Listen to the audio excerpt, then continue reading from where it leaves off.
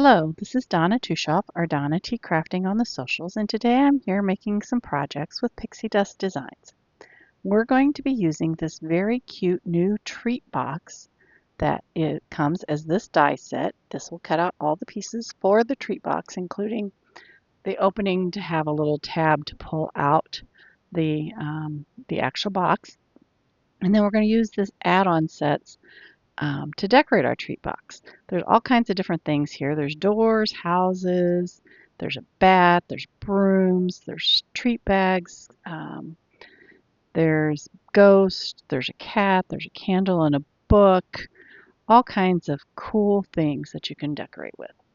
We're going to assemble the treat box. We're going to go through this. I've gone ahead and cut the treat box. I've scored on the scored lines, and I've added score tape to where we're going to need to be gluing things or scoring things. I also added light gray, the accent light grays pieces that were cut from the treat box die set. I also cut out the cat and all the little pieces. You can see there's a back piece to make the ears. You can make the little eyes and the little nose and everything. I drew in a little bit with a black marker around like the legs and the feet. And I added a little bit of shading on him, and then I cut out the green piece to put him on. And then I have a little piece of ribbon that is going to be my pull for my treat box. I did cut out one of the hats that is part of the accessory set, and I think it would be really cute on this cat. I didn't cut out the band, but I just cut out the hat just to try it out and see how it would look on the cat. I'm not going to use it for this project, but it does fit on the ears really cute, and I think it would be just adorable to have the cat with the witch's hat on it if you wanted to make something like that. This way the cat can be used for Halloween or it can be used for anything. We've had a gray cat that was actually one of our favorite cats, and I would give it to my kids because they loved their gray cat. Here I'm going to thread my little piece of ribbon. I've got it folded in half, thread it through the little hole, and on the back I had some score tape, and I'm just going to fold down on each side in the center of that, that slit that was cut from the die. So that's the little pull tab on our treat box. So that's all you got to do is make sure that you get it in there and then make sure you adhere it. And like I said, I'm using score tape. I think it holds a little better in this kind of situation. I've already done the scoring on the score lines. I'm going to go back and do it just a little bit here. You want to make sure they're well scored so that the box looks boxy. It doesn't have like curved angles, and it fits together better that way. And then, as I said, I went ahead and put the score tape on here. So I'm just going to peel that off here.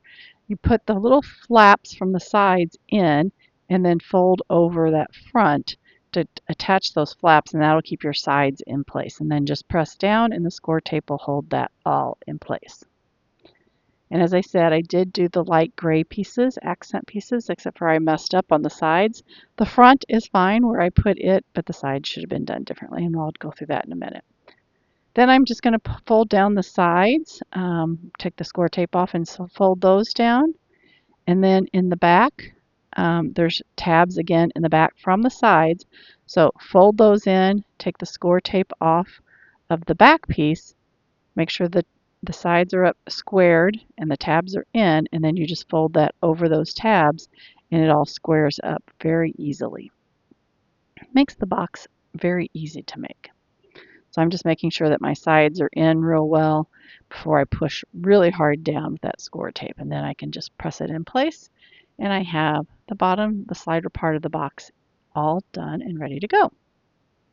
The rest of the box is pretty easy. We're going to use the top piece. This is the encompassing piece. There's only one piece of score tape here that I take off. Just fold it in half so that I can make sure it lines up on both sides and on the edges, and then press down. That's all you have to do. Just fold it in half. Now I used a little lighter weight paper. I could have used a little heavier weight paper and it wouldn't cave in as much around that hole. But once the box is in place, you're not going to notice that. Then we have our little pop-up mechanism. There's a part in the back, the tab in the back, you can put on the inside or the outside of your slider box. I'm going to stick it on the inside of mine, but you can certainly stick it on the outside. So since I'm doing it on the inside, that's the side that I put the score tape on. And I'm just going to find the center. You could measure it and make sure it's the center it was close enough for me. So I just centered it up, kind of measured a little bit with my lines on my glass board, and then just stuck it in place in the center. Once that is in place, there's one last piece of score tape that we'll have to put on. We have it up here in the front, and you have a fold between it and the fold where that score tape is. So I'm going to slide my box into my enclosure piece. And that piece that we just added, the pop-up mechanism, is where that hole is in that enclosure. So that's where that's going to pop up. So once I have it all good and in place, I need to get that score tape. And see, this is where I realized that my gray was not where it needed to be. It needed to be on the outside, not on that part of the box.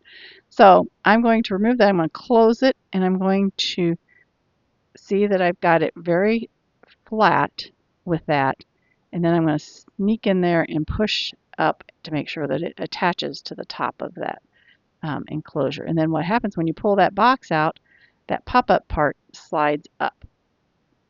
So I cut two more light gray side pieces to put on the sides of my box so that they would match the front. I did not do the back. I could. I just decided not to. Nobody's going to look at the back, so I decided just to leave it black. But I did want the gray on the two sides as well as the front, so I added that in. And I left the ones on the pull-out part as well, so they all have light gray on them. Once that's in place, then we're ready to put together the cat, or put the cat onto the slider mechanism, which is kind of the really cool part, all the different things that you could put on this slider mechanism. So I am going to take my cat. I think I know where I want him on that green. I could just put the cat on the slider. You see a little bit of the slider with just the cat. And I'm okay with that, but I do like him sitting on that green. I think he pops a little bit better on that green. But you could just put the cat on by himself. That's a personal choice. But I want to stick him on this piece of green. I think he looks really cute with that then too. And then he'll just pop, the whole thing will pop up. The green and the cat will all pop up together. And I'm holding it in place because I haven't attached it yet. I just wanted to kind of test it out, make sure I liked it that way, see what it looked like and everything before I actually glued everything together. So now I am going to glue my cat onto my green piece. Here you can see the pink part that I mentioned before that is the inside of the ears. There is a die that cuts that out. I was able to shade the inside of the ears then before I glued that onto the back of the cat shape that was cut out with the dies. So very handy to have that piece and not have to glue that all in the front. They actually sit back, which is kind of nice because that's how I think the ears would look. So I'm just going to line this cat up on my green piece of paper that I decided I wanted to put on here. I'm going to draw in some whiskers. I decided I needed a little bit of whiskers, so I just take a black fine liner and draw in those whiskers. Like I said, I had also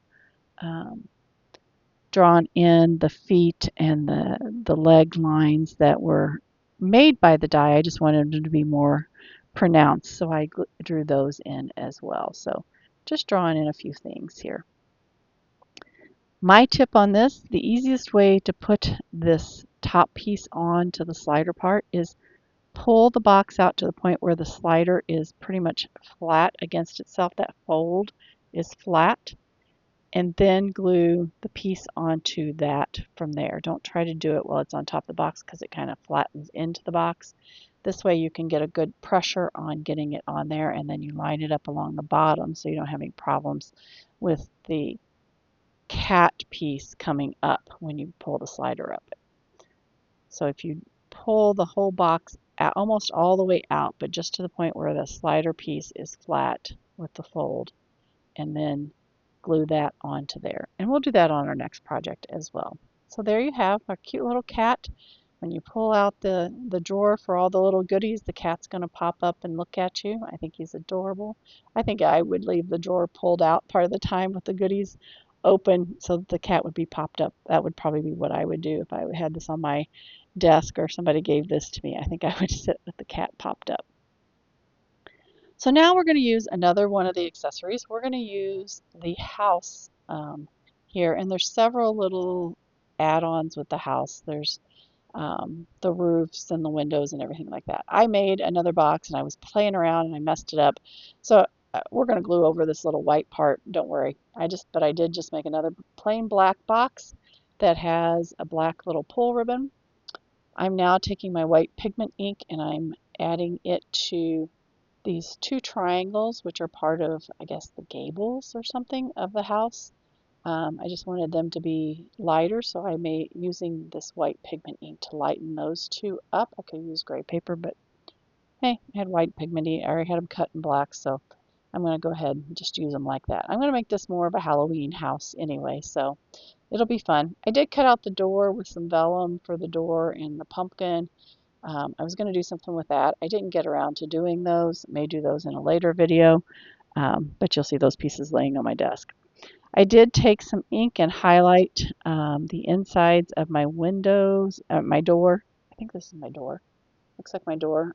So doing some highlights on windows and doors to kind of darken up. This is the window frames. That was the door.